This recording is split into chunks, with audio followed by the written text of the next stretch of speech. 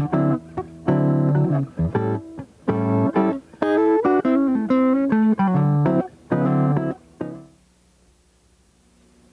there. Welcome to another episode of Mastering the Guitar. So I hope you've been catching on to what's been trying to be established here about recognizing shapes and patterns, and recognizing that by being familiar with certain patterns on a daily basis, how your fingers just logically will pick up just being more familiar with the posture, being familiar with the fretboard and the playing action, and especially concentrating on the posture of the left hand so that the fingers are just naturally going around the neck. Okay? You can see how there's just no need for any excess motion here or coming up. Clear access so that the fingers just curve around, and that just leaves us free.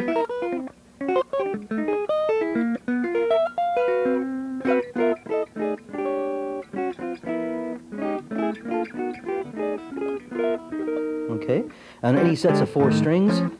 Okay, so the important thing to note about what this series is all about is that I'm here to help you with some of the fundamental principles involved with playing and some of the underlying themes or formulas involved with playing. And from there, it opens up the door and gives the user the freedom of being able to choose his own expression or his own style of music. The fact that the triads are the same in any style is the most important thing. Your major scale and the according shapes, they're all sort of an outline blueprint, and how you use them is the key to all the various styles and what's been going on in music for the last couple of centuries. The choices of 1-4-5 cadences and getting into a point now where chromatics are widely used, where we have in the radio, as you're scanning, you'll find there's basic country tunes where there's just that strumming, everything to just really tension, hardcore, almost literal noise type of things. And all these things come back down to a fundamental understanding of the major scale and how it relates to the shapes on this instrument. And so, to qualify this, I'm not here particularly to show you how to play songs or some of your favorite riffs or things like that. Those are things that I'm telling you you'll be able to do as you get the fundamental triads and the things that those shapes and licks are built of. Once you get those into your playing, you'll be able to play those licks for yourself. Okay? So keep this in mind, that I've been cramming information into these shows and series that keep them on a VCR tape. You can refer to them whenever it's convenient. The important thing is that you're understanding that guitar playing is a process of thinking, and quite literally by including certain information at certain times, it's more beneficial to your learning process than if you just pick this thing up and think you know what you're doing and hope in a number of years that you'll be able to play. There really is a process and a method to this. And it was asked of me, actually in regards to the last episode, that, okay, what if I don't know the notes? Okay, I don't know the notes, I'm just starting. And the important thing to understand that is involved here is, first off, the physics. We're dealing with a medium, a string, okay, that's vibrating. And it's vibrating within certain parameters. Like, for example, the A vibrates at 440 cycles per second, okay? So it's important to understand that you don't need to know that's an A, really. If we were speaking to people that from a different place that weren't familiar with theory but yet had strings on an instrument, and we're plugging away 3, 6, 8, whatever number of strings, and this has already happened before, and they had their own little trip going on, that doesn't matter in regards to what title you put on it, or that instrument's going to have to adhere to basic principles, enharmonic principles, the overtone series principles. Okay?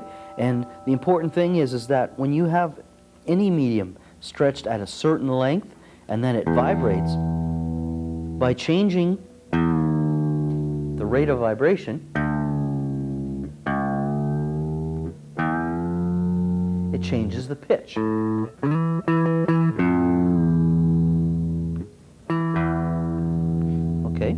And just actually even how I tune that E back to an E. If I have an E reference, well, I tune that to the same, it doesn't matter what name it has, you can just hear in your head that it's that note and not that note. They just sound different. They're in a different range of oscillation. Okay? The same plane, all right? And so it's important that these shapes and the things are the underlying themes in playing the guitar.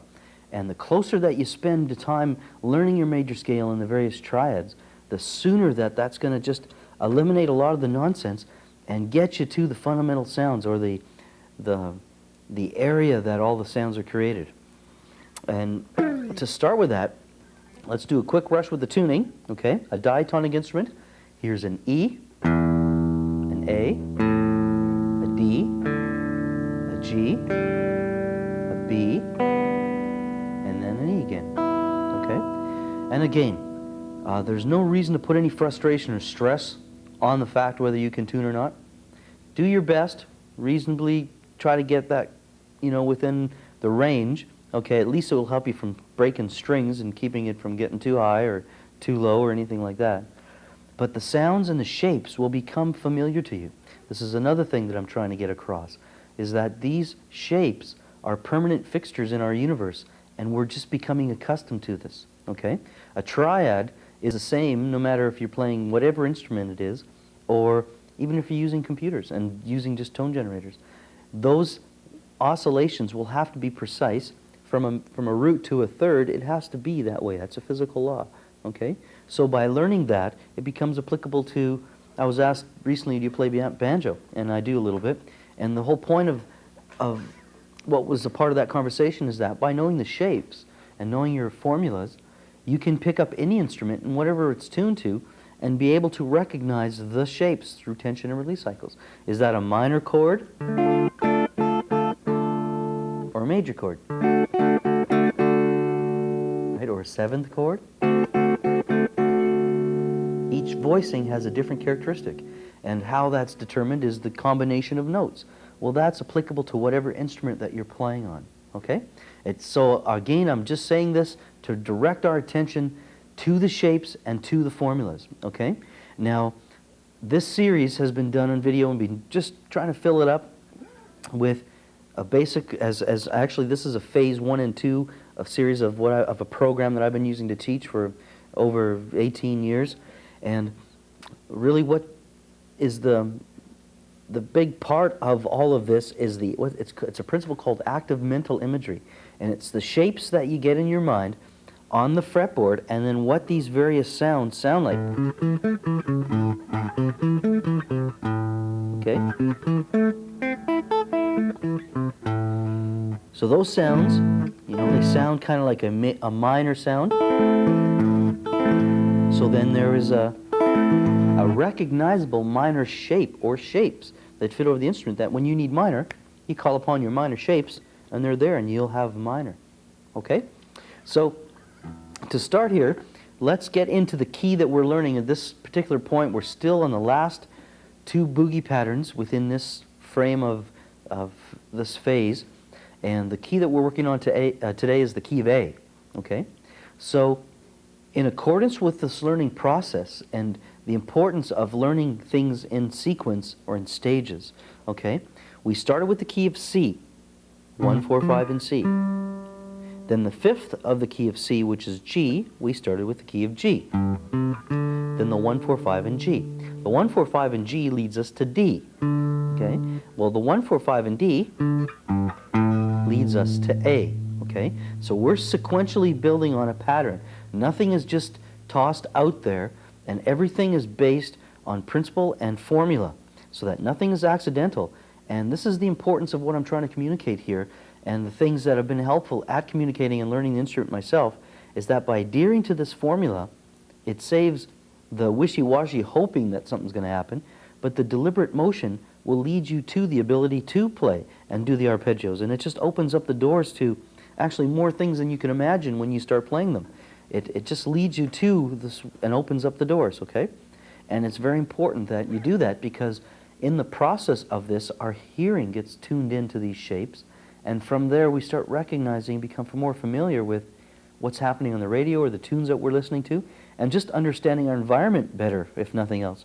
But it actually increases our appreciation of what the artist is choosing with certain notes, because you know of what he would have to go through in order to choose those notes. Just like, and there's a lot of guitar players at this stage that you just, wow, they're just so awesome, because their choice of notes is so advanced that you just can't help but marvel at, you know, what's inspired them to choose those things. And so my basic goal is to get in tune with the same things that they're getting in tune with, so that this can be a medium for me to express myself as well, okay? And learning the triads and definitely the fundamental major scale is the most important thing that you can do in this journey, okay? So let's look at the major scale in the key of A. Now, just quickly, in the key of D, it started down here for our root note, and it went 1, 4, 5, D, G, and A, okay? Well, A here starts on the 5th fret, 6th string, okay? Immediately I want to jump to one of the principles that you can learn here is that when you start on the top string, there's your 1, underneath it immediately is 4, and 2 frets higher is 5, okay? Do you see that? 1, 4, 5. To verify that, you look at your major scale and you go 1, 2, 3, 4, underneath, 1, 2, 3, 4, 5. Okay? Now this is important because at this stage we're learning how to apply melody lines or single line phrases, okay? And so at that level you need to know where your starting point is and then the patterns that you're going to use accordingly, okay? And so that's why you need to know your root notes, because if we're playing a 1, 4, 5, we're going to need to know where the 1, 4, 5 roots are so that we can apply shapes accordingly to those, okay? And I hope you understand what I'm saying.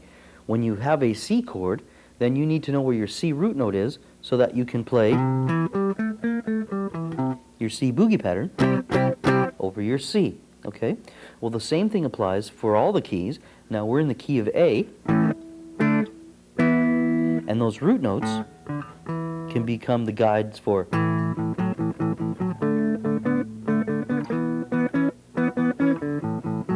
basic rock chord type of shape or bar chords.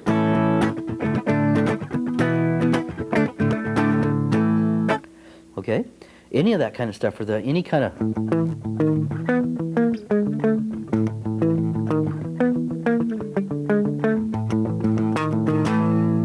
the underlying pattern type of shape is really what it comes down to. It's 1, 4, 5. Okay? So in the key of A, what is our 1, 4, 5? Our root note would be, it would have to be A because that's the same we start with. A, and then this is an easy key because we just count along. A, B, C, D, okay, is our 4th, and E, which is right after D, is our 5th. 1, 4, 5 in the key of A is A, D, and E, okay? So we have an A chord. Now I'm playing a bar chord. There's paperwork that is available with this series, and on those sheets are pretty much outlines in detail all of the shapes and everything that we're discussing in this series, okay? So you can just mail in to Box 369, Community 10, label it Mastering the Guitar, and that's Squamish. And from there you will have the paperwork then that will make the connection with some of these things that I'm doing make perfect sense, okay? And say, for example, I'm playing a bar chord. Well, here's a major formula that when I start on an A, gives me an A major sound. If I was on G, it would be a G sound, okay? And also in the key of G, or key of F. 1, 4, 5. Okay? And again, keep in mind that we're building up to something that this is important to know, the 1, 4, 5. And it's the whole key to understanding how to play this instrument, because it gives us the ability to switch between chords. You know, at certain times you're playing one chord and then you switch to another chord. And the thing that is missing a lot of times with players is that you switch the chords not through some kind of miraculous, excuse me, guesswork. It's a formula. You know the chord that you're going to be switching to. You know the pattern that you're going to be leading to. Okay? Excuse me. So 1, 4, 5 in the key of A. So now the major scale starts on the 5th fret of the 6th string, and let's just play it one time.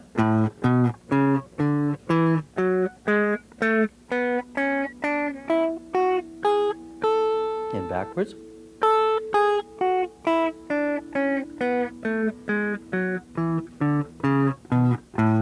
Okay, now each one of those digits has a letter and also a corresponding number. Okay, so what we want to do here is isolate certain numbers to create the melody of the pattern that we want to play.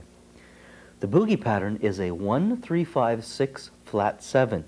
So we take that major scale and we go 1, 3, 5, 6, and flat 7. Okay, that's 5 notes. Okay, so now there's the boogie pattern starting from A.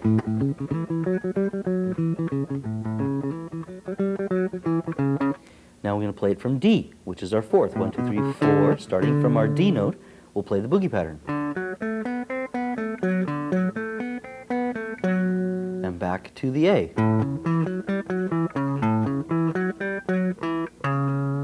Now from here, we go up to the 5. 1, 4, 5.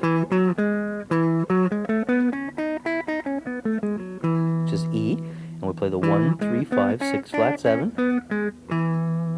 Okay. And you'll notice on the right hand there I was using thumb and the index. So now we have the outline of where the boogie pattern would be played in the key of A. Okay, and here's it one time.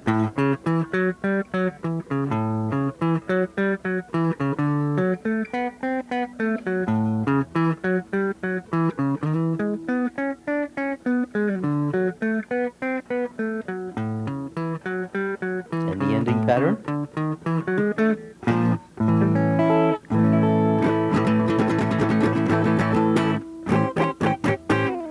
Okay, and so what I'm communicating through the boogie pattern system is that every song has an outline of a chord arrangement, and every player has a responsibility of being able to play the chords that connect between whatever movement it is and whatever style and kind of phrasing and expression is still second to what the player is thinking, okay? Eventually you get involved with what you're doing, and, you know, if you're playing a Spanish-Mexican thing, you might think tacos, or, you know, if you're playing moody music, you might think mellow, or whatever it might be to get in tune with the emotions of that song. But primarily, for me to make certain sounds, I'm thinking of the number relationship that gives me the ability to connect with that phrasing, okay? Blues has certain phrases with it, being able to use flat thirds.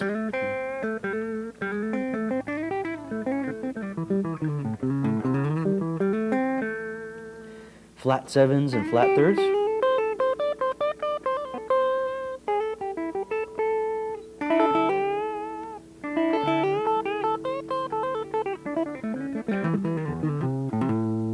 Okay, where rock has a little bit more of a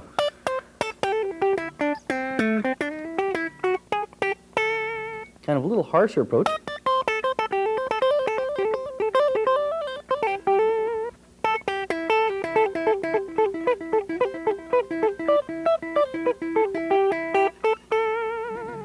Okay, jazz.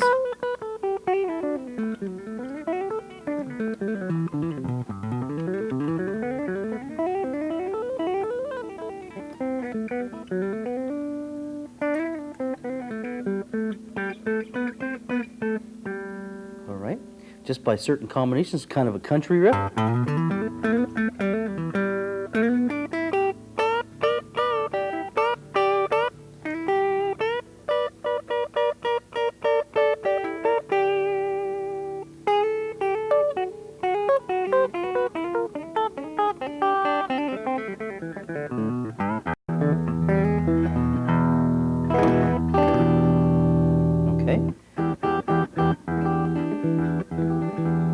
Country, you can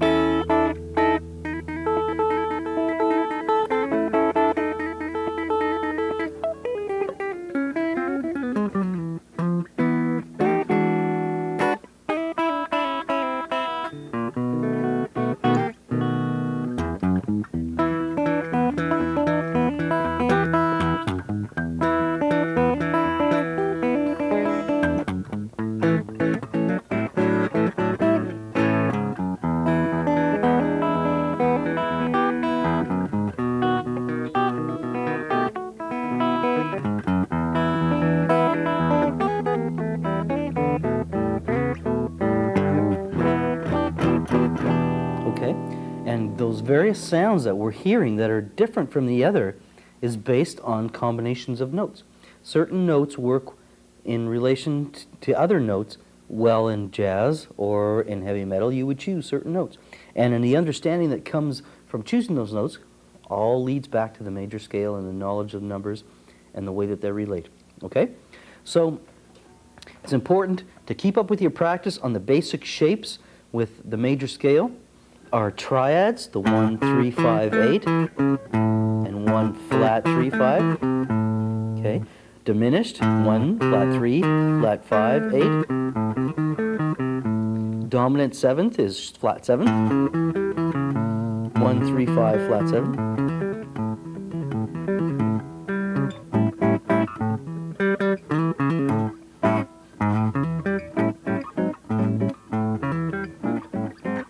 All right, a flat 7 sound. Here's an augmented sound, which is a sharp 5.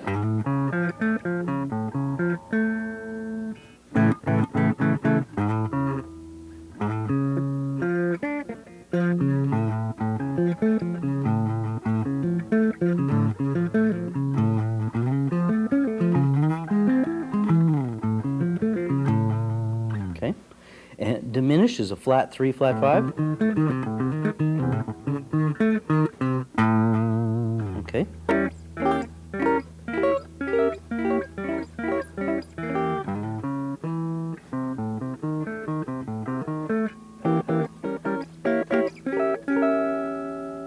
Basic shapes like that keep us in tune with the tuning of this instrument, and also in conditioning our ears and the training of recognizing the sounds and how they relate.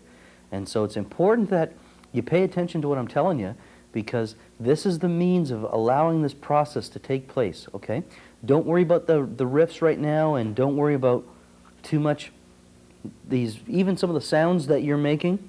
Concentrate on how the fingers attack the chords, okay? Your basic chords and the basic shapes, okay? And we'll be looking at a few episodes from now, just a little bit more detail on some of the open chords. I know we brushed through some of them, but the important thing is that there is paperwork on those, okay? So mail in your requests and we'll get them back to you free of charge. And you will have then the paperwork in front of you to be able to carry on with this task and to make it a little clearer once you have the shapes right in front of you too, that you can refer to them, okay? It's a little hard sometimes just to see what my fingers are doing on a video screen.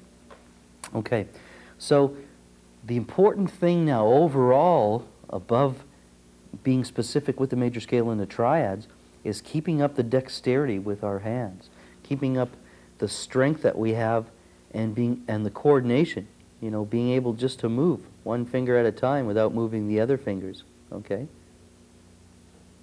And do sets like what I'm doing now,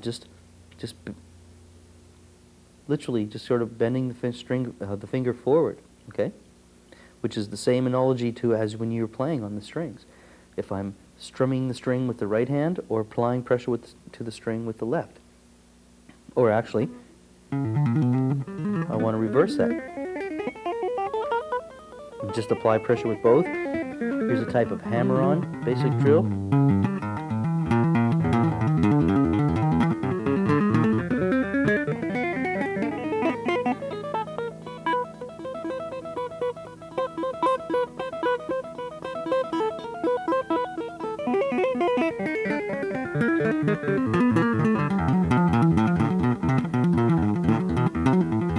And what I'm doing is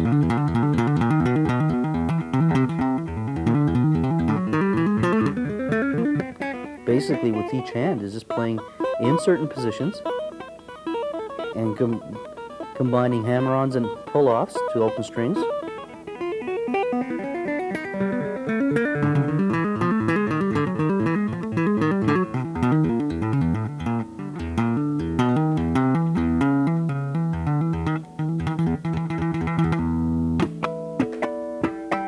Okay, and just a basic warm-up. It's a basic drill, okay? Being able to discipline your fingers to do what you want them to so that they'll be ready for the types of riffs and licks that come along your way. And you meet somebody who shows you a riff, you can pick it up without having to struggle with it forever, okay? So keep that dexterity up. It's important. The types of shapes that there are on the guitar, you can at this stage of the game start concentrating on half bars, which combine combinations of 3 or 4 strings, 5 strings, or 6 strings, and literally with each of the fingers, okay? Being able to, with the first finger, you can strum with the right too if you want to get in on. Strum half bars with each of the fingers, okay? 4 string bars. 5th string. And the 6th string. Now some of you might find the 4th finger a little hard. I did years and years ago.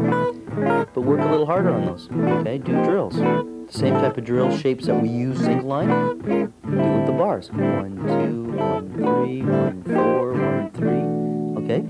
Or 4, 3, 4, 2, 4, 1, 4, 2. Change the shape. The actual position that you're in.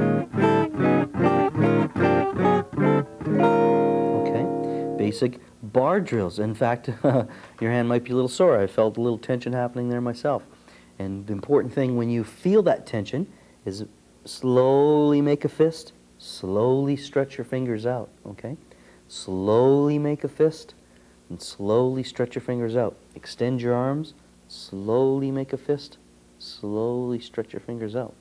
If some of you who are fanatic and can pick up on this, a really cool drill to exercise to get involved with is getting a newspaper, getting half the size of a newspaper and holding it down, and just hold your hand out and try to crumple it, okay? And see how far you can go. I challenge you to get to a ball, okay, with each hand. Give it a try. And it just, again, allows you the opportunity to strengthen your hands and be ready for this instrument and all the demands that it does place on us, okay? Something that, as far as a thinking process that you can start getting geared for, is that not only is it within our capabilities of playing single line, one note, we can play, and we've looked at this before, but just to spend a couple minutes on it in more detail, thirds, for example. And now playing.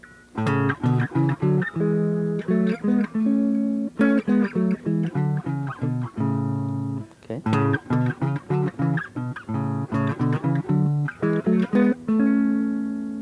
Two-part harmony, or three-part harmony.